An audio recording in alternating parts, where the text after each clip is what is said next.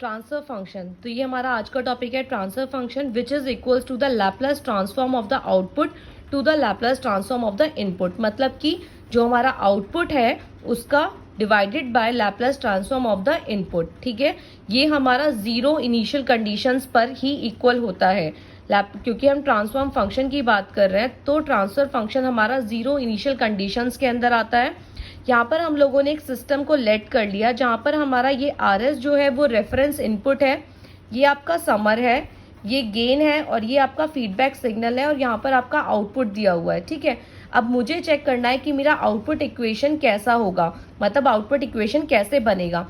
अगर मैं यहाँ से चेक करती हूँ कि यहाँ पर कितनी वैल्यू आती है तो ये इससे मल्टीप्लाई हो जाएगा H इंटू में CS, यहाँ तक आ गया, मतलब H इंटू CS यहाँ तक आपकी वैल्यू आ जाएगी और यहाँ से आपका आ रहा है रेफरेंस सिग्नल, तो RS माइनस में H इंटू में CS यहाँ तक आपका ये वैल्यू आ जाएगी। ठीक है, मतलब मुझे इस पार्ट तक वैल्यू पता चल गई, यहाँ तक आपको वैल्यू मिल रही है RS माइनस H इंटू में CS। ठीक है, अब अगर मुझे कंप्लीट वैल्यू लिखनी है CS की तो यहाँ पर आपका हो जाएगा CS will be equal to RS minus HCS into में G।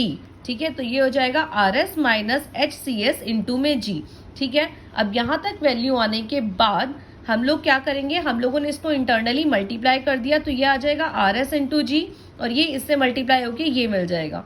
देन हम लोगों ने शिफ्टिंग करी क्योंकि हमारे पास यहाँ पर भी CS की टर्म है और यहाँ पर भी हमारे पास CS की टर्म है, तो मैंने इसको यहाँ पर शिफ्ट कर दिया तो यहाँ पर मेरे को मिल जाएगा CS will be equal to 1 plus में GH that is equals to जो बचा हुआ पार्ट है वो यहाँ पर आ जाएगा। ठीक है, ट्रांसफर फंक्शन क्या होता है, आउटपुट डिवाइडेड बाय में input, Laplace transform of output divided by में इनपुट, मतलब कि CS डिवाइडेड बाय में RS। तो मैंने यहाँ का जो RS था उसको यहाँ पे शिफ्ट कर दिया तो ये आ जाएगा आपका RS divided CS divided by में RS, तो यहाँ पर आपकी ये वैल्यू आ गई और ये इसके नीचे आ जाएगा that is equal to G divided by 1 plus में GH। ठीक है, ये हमारा नेगेटिव फीडबैक सिस्टम के लिए है। अगर मैं बात करूंगी पॉजिटिव के लिए तो पॉजिटिव भी बिल्कुल सेम होगा, बस उसके अंदर क्या हो जाता है, उसके अंदर यहाँ पे जैसे प्लस का साइन है वो उसके अंदर माइनस का साइन हो जाता है।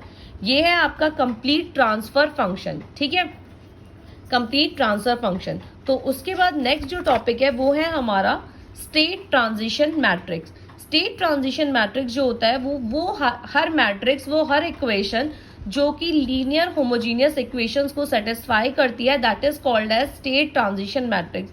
अब लीनियर होमोजीनियस इक्वेशन क्या होता है, वैसे आप लोगों ने पढ़ रखा होगा कंट्रोल के अंदर भी, नेटवर्क के अंदर भी, कि ये क्या होता है।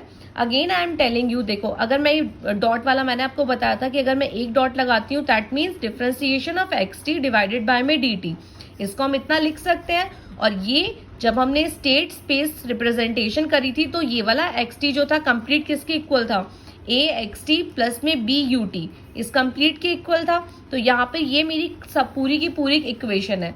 अब होमोजीनियस इक्वेशन क्या होता है कि अगर जिसके बारे में मैं यहाँ पर बात कर रही हूँ खाली उसी वेरिएबल के बारे में मैं यहाँ पर बात करूँ that is called as linear homogeneous equation. तो मतलब अगर मैं इसमें से but को हटा देती हूँ, खाली मैं क्या रखती हूँ x डॉट t और axt। ठीक है, तो ये हमारा लीनियर होमोजीनियस इक्वेशन हो जाएगा। मैंने यहाँ से but को क्या कर दिया, हटा दिया। सो मेरी जो इक्वेशन होगी लीनियर होमोजीनियस इक्वेशन वो हो जाएगी dxt divided by dt is equals to में axt।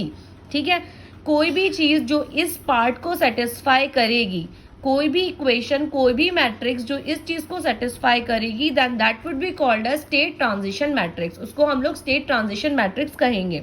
ठीक है, उसके बाद मैंने लेट कर लिया ये ठीक है, बट हमेशा जब भी स्टेट ट्रांजिशन मैट्रिक्स के बारे में बात करेंगे तो उसके अंदर हम लोग जिस सिंबल का यूज करते हैं दैट इज फाई टी। ठीक है, जैसे कि स्टेट वेरिएबल्स के अंदर हमेशा मैं x का इस्तेमाल करती हूँ, इनपुट के अंदर मैं हमेशा u का इस्तेमाल करती हूँ, उसी तरीके से जब भी हम लोग बात करेंगे पूरी की पूरी ACS के अंदर, जब भी हम लोग बात करेंगे स्टेट ट्रांजिशन मैट्रिक्स के बारे में तो हम लोग इसको जिस सिंबल से डिनोट करेंगे दैट इज फाई टी। ठीक है, तो ये हमारा phi t है। मैंने लेट कर लिया कि phi t जो है वो एक स्टेट ट्रांजिशन मैट्रिक्स है। phi t अगर एक स्टेट ट्रांजिशन मैट्रिक्स है then it should satisfy the equation d phi t divided by dt is equals to में a phi t। ये वाली इक्वेशन हमने निकाली थी। अब हमने यहाँ पे xt की जगह पे क्या ले लिया, phi t, क्योंकि मैंने लेट कर लिया कि phi t जो है वो स्टेट ट्रांजिशन मैट्रिक्स है। तो यहाँ मैंने xt की जगह पर phi t लिख दिया, d phi t divided by dt is equal to a phi t। ठीक है, ये हमारे पास एक इक्वेशन हो गई। उसके बाद अगर मैं मान लेती हूँ इनिशियल कंडीशंस पे मुझे चेक करना है कि क्या वैल्यू आएगी, तो हमारे पास इनिशियल कंडीशन मतलब कि when the t is equals to 0। समझिए इस बात को कि मैं बात कर रही हूँ इनिशियल कंडीशन के बारे में। इनिशियल कंडीशन के बारे में मतलब कि मैं बात कर रही हूँ when the t is equals to 0, जब टाइम जो है वो 0 के इक्वल है। ठीक है, तो मैं ऐसे भी लिख सकती हूँ इस चीज़ को, यहाँ पर मैं इस चीज़ को ऐसे भी लिख सकती हूँ कि xt is equals to state variable, यहाँ पर तो t के रिस्पेक्ट में ही आएगा। ठीक है, xt is equals to phi t into में x at time is equals to 0। क्योंकि ये होमोजीनियस इक्वेशन है, दोनों तरफ हम लोग x के बारे में ही बात कर रहे हैं। ये टाइम जो हमारा रेफरेंस टाइम है और ये वो टाइम कि जिस टाइम पर हम लोग निकाल रहे हैं। ठीक है, तो ये हो गई हमारी होमोजीनियस इक्वेशन। तो यहाँ पर मैंने ये वाली एक इक्वेशन ले ली, 3 इक्वेशन मैंने इसको लेट कर लिया। ठीक है, उसके बाद 3 इक्वेशन को मैंने लेट कर लिया, तो यहाँ पर हमारी ये इक्वेशन आ गई स्टेट वेरिएबल की टर्म में। अब हम लोग क्या करेंगे, अब हमें निकालनी है phi t की वैल्यू कि जो स्टेट ट्रांजिशन मैट्रिक्स है उसको मैं डायरेक्टली कैसे कैलकुलेट कर सकती हूँ। यहाँ पे मुझे एक इक्वेशन मिल गई, xt that is variable xt आ गया, phi t मेरा मैट्रिक्स आ गया स्टेट ट्रांजिशन मैट्रिक्स, और x0 जिस टाइम के लिए मुझे निकालना है। ठीक है, अब मैंने क्या करा, जो मेरे पास पहली इक्वेशन थी दैट इज इक्वेशन नंबर 1, जहाँ से जिसको मैंने लीनियर के अंदर चेंज करा था, उसको मैं क्या करूंगी, उसको मैं लैपलेस ट्रांसफॉर्म करूंगी। अब लैपलेस ट्रांसफॉर्म किसी भी डेरिवेटिव का जब हम लोग करते हैं then that is equals to s into X minus x0। ठीक है, किसी भी लैपलेस का जब करते हैं तो ये वैल्यू आ जाती है s X minus x0 that is equals to, यहाँ पर भी xt की जगह पर क्या आ जाएगा, xs, तो यहाँ पर आ जाएगा axs। तो ये मेरे पास एक नई इक्वेशन आ गई। ठीक है, अब यहाँ पर ये s दे रखा है, मुझे इस s को क्या करना है, क्योंकि जो हमारे पास सारी इक्वेशन है उसके अंदर मैट्रिक्स फॉर्म में, और हम लोग पढ़ भी स्टेट ट्रांजिशन मैट्रिक्स रहे हैं, तो यहाँ पर मेरे को उसको मैट्रिक्स फॉर्म में चेंज करना है। तो मैं क्या करूँगी, इसको आइडेंटिटी मैट्रिक्स से मल्टीप्लाई कर दूंगी।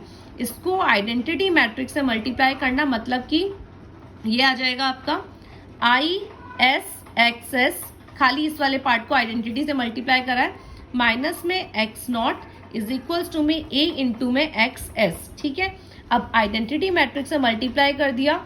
अब मैंने क्या करा है, बस शिफ्टिंग करी है, दोनों XS को एक तरफ ले आई और x जो 0 है वो एक तरफ आ गया। ये आ जाएगा XS IS माइनस में a इज इक्वल टू में x0, XS is equals to में, अब यहाँ पर मैंने क्या करा है, सिर्फ इसको नीचे ले गई यहाँ पर, तो ये इसका इन्वर्स आ जाएगा SI माइनस a का इन्वर्स इंटू में x0। ठीक है, अब मैंने इसका लैपलास इन्वर्स लिया है, इन्वर्स ऑफ लैपलास लिया है, क्योंकि मुझे इसे टाइम डोमेन में चेंज करना है।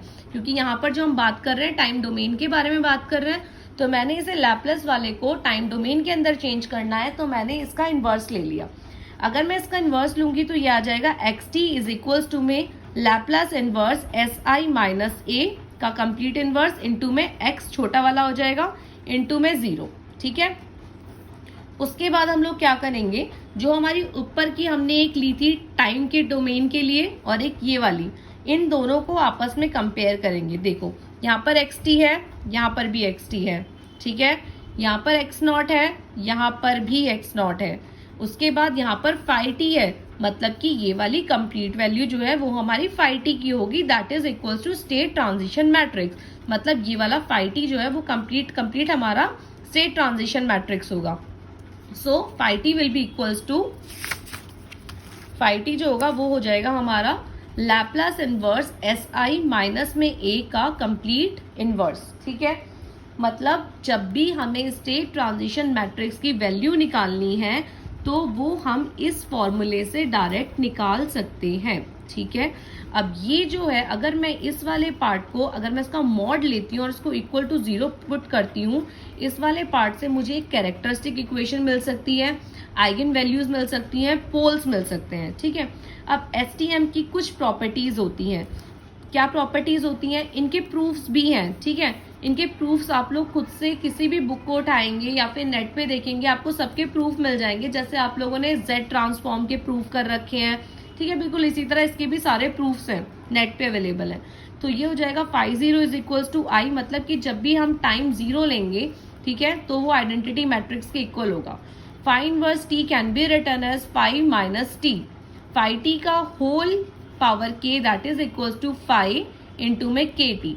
अगर कहीं पर लिखा हुआ है phi T two minus T one is equal to phi T one minus T two, तो मैं इसको कंप्लीट करके लिख सकती हूँ फाई T2 से लेकर T0 तक, ठीक है। ये आपकी कुछ प्रॉपर्टीज हैं जो आपको STM में याद रखनी है क्वेश्चंस को सॉल्व करते टाइम, ठीक है। अब एक क्वेश्चन मैंने उठाया है, देखो यहां पर आपको कैलकुलेट करनी है फाई टी की वैल्यू, ठीक है। जब भी आपका लिखा गया है कि determine the state transition matrix of the model, तो आपको कैलकुलेट करनी है फाई टी की वैल्यू। यहाँ पर आपका क्वेश्चन गिवन है x1 dot x2 dot is equals to में this matrix into this plus this into UT, yt is equals to में दिस मैट्रिक्स इनटू में x1 इनटू x2। अब इनकी जो स्टैंडर्ड इक्वेशंस है वो क्या थी?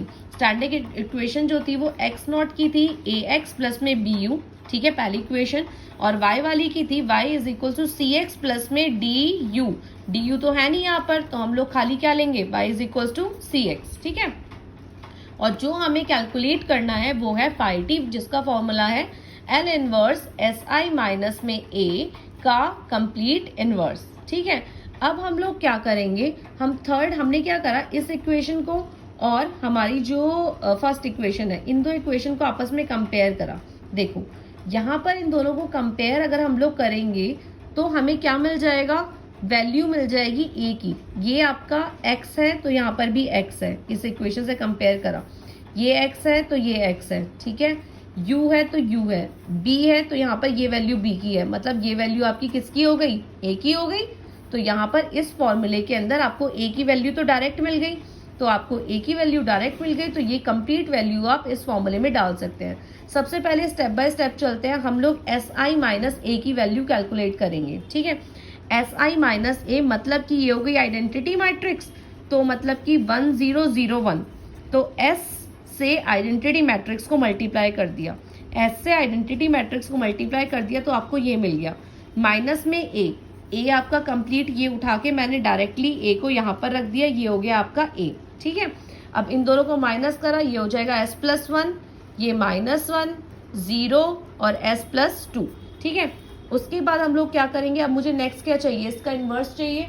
इसका इन्वर्स मुझे कैलकुलेट करना है, तो आपने मैट्रिक्स के अंदर मैथ्स में फॉर्मूला पढ़ रखा है पहले से, that inverse can be calculated by calculating the adjoint of this term divided by mod of this term, ठीक है। सबसे पहले हम मॉड कैलकुलेट करते हैं। मॉड का आपका नॉर्मल सा एक फॉर्मूला होता है कि आपका जो भी आपके मैट्रिक्स है, जैसे आपकी ये मैट्रिक्स है, ठीक है, तो इस मैट्रिक्स के अंदर मुझे मॉड निकालना है, तो mod will be equal to A D, A multiply by D minus B multiply by C, मतलब कि s plus 1 multiply by s plus 2 minus में 0, ठीक है। ये सॉल्व करा, 0 तो 0, तो ये आपकी आ गई मॉड इस वैल्यू का, ठीक है। उसके बाद अब मुझे नेक्स्ट चीज जो कैलकुलेट करनी है दैट इज एडजॉइंट। एडजॉइंट जब मुझे कैलकुलेट करना है तो एडजॉइंट कैलकुलेट करने का आपका फॉर्मूला होता है कि आप, ये आपका A है, ये B है, ये C है, ये D है, आप लोग A और D की जो पोजीशंस हैं उनको चेंज कर देते हो, A और D की पोजीशन चेंज कर देते हो, B और C का साइन चेंज कर देते हो। तो A और D की पोजीशन चेंज कर दी, B और C का साइन चेंज कर दिया, तो यहाँ पर ये कैलकुलेशन हो गई आपकी एडजॉइंट की, ठीक। एडजॉइंट भी निकाल लिया, मॉड भी निकाल लिया, दोनों को डिवाइड कर दिया, ठीक है। दोनों को आपस में डिवाइड करा, इस टर्म को इस पूरे टर्म से डिवाइड करेंगे तो क्या रह जाएगा, 1 upon S plus 1, 1 divided by this complete term, तो ये आ जाएगा 1 upon S plus 1 divided by में एस प्लस 2। इसको इससे करेंगे तो 0 divided by something will be equal to 0, this divided by this complete term that will give you 1 upon S plus 2। तो ये वैल्यू आ गई आपकी किसकी, एस आई माइनस ए का होल इनवर्स, ठीक है। अब उसके बाद क्या फॉर्मूला था, एल इनवर्स। अब हमें यहाँ से ये वाला वैल्यू मिल गया है, ठीक है, इतना पार्ट हमें मिल गया, हमें कैलकुलेट करना है लैप्लास।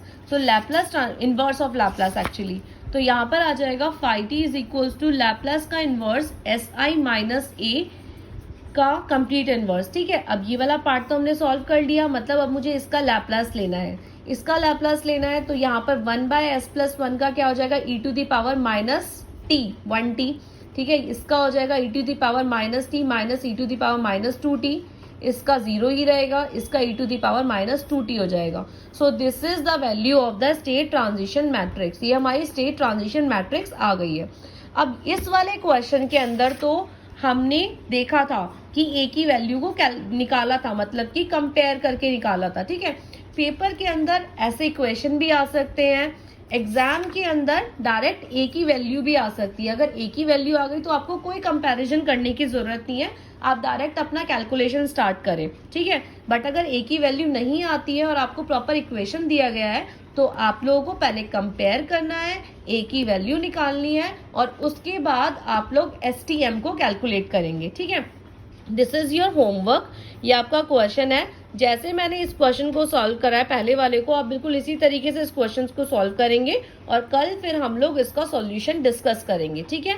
इन केस आप लोग को कोई भी डाउट होगा तो आप मुझे व्हाट्सएप पे पिक क्लिक करके भेज देना कि तुम्हें कहाँ पर डाउट आ रहा है, और अगर डाउट ज्यादा बड़ा है तो हम लोग कल डिस्कस कर लेंगे। इस न्यूमेरिकल को कल हम लोग क्लास में ही करेंगे, और भी न्यूमेरिकल्स करेंगे, ठीक है।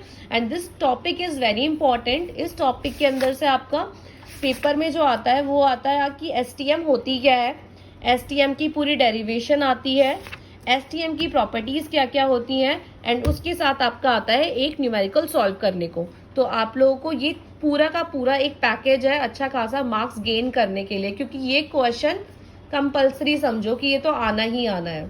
तो ये आप लोग आज का टॉपिक पढ़ना, स्टडी करना और उसके बाद मुझे बताना, ठीक है। चलो।